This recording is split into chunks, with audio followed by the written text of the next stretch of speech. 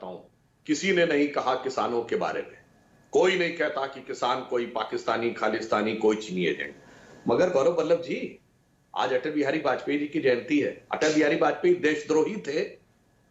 2 दिन पहले चौधरी चरण सिंह जी की जयंती थी। देशद्रोही थे, जेल में डाला था आपने देशद्रोह के मुकदमे लगा के।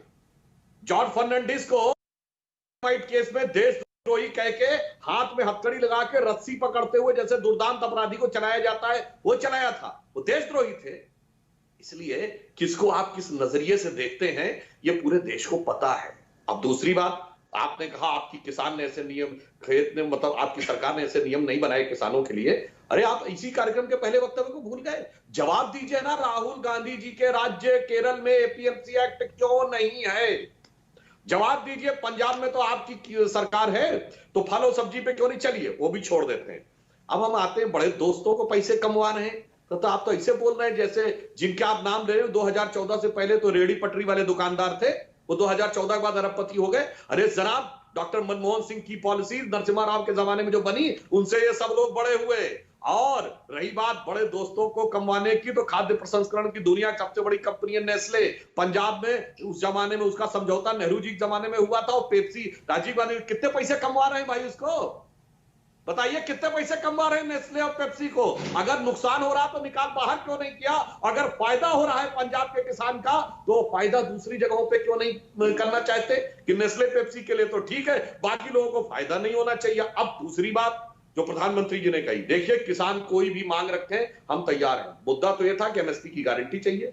फिर मुद्दे डाइवर्ट होने लगे। चलिए वहां आ गया कि साहब पराली के ऊपर जो मुकदमे लगे वापस हो जाए, उसका एमएसपी से कोई मतलब नहीं। चलिए वही मान लिया।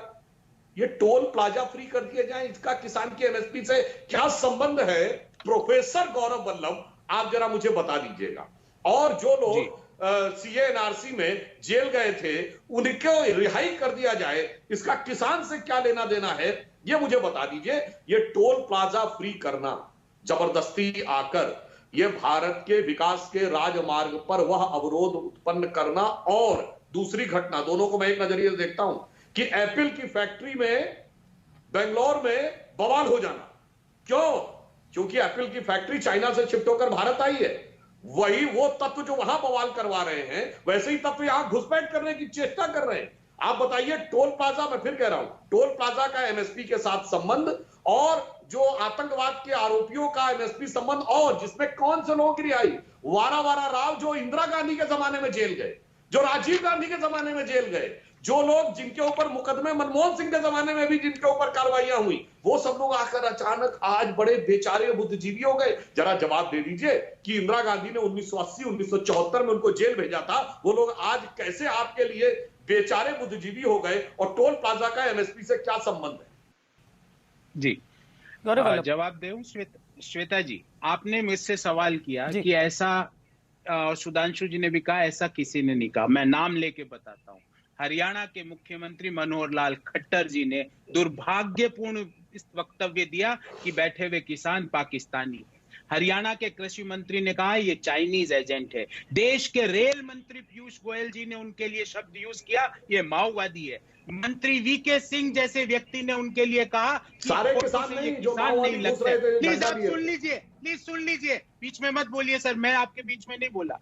पीयूष गोयल जी ने उनके लिए माओवादी का शब्द यूज किया। वीके सिंह साहब जो मंत्री है वो कहते हैं ये फोटो से तो किसान नहीं लगते। रमेश बिदुड़ी जो इनके दिल्ली से सांसद है वो कहते हैं कि ये कनाडा और पाकिस्तान के टुकड़े खाने के लिए, फ्री के मुफ्तखोर टुकड़े खाने के लिए किसान बैठे हैं। क्या आप इन चीजों से सहमत हैं? अगर आप असहमत हैं तो उनके खिलाफ अब प्रोग्राम खत्म होते ही ट्वीट जरूर करिएगा और मुझे टैग करके करिएगा, क्योंकि मैं आपके ट्वीट को रिट्वीट करूंगा और गर्व से कहूंगा कि मेरी बात सुधांशु जी ने मानी।